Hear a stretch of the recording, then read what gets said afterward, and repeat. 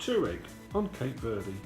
This is a new complex from the 3 hotels RIU have on the island, and it is a bit of a bone shakery journey on a cobbled road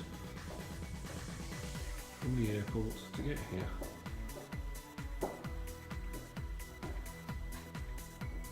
This hotel is all inclusive.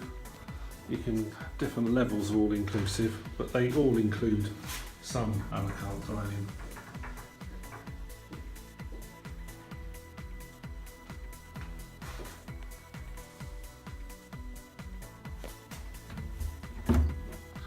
You get water every day, and a safe that will take laptops is included. You have your own air conditioning, so you can set the temperature of the room, and that works as long as the patio door is closed. Got a ceiling fan as well, which is great.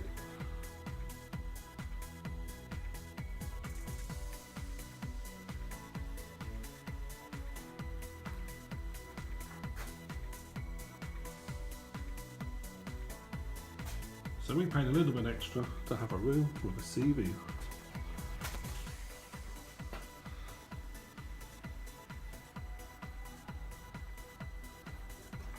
This is a truly awesome hotel.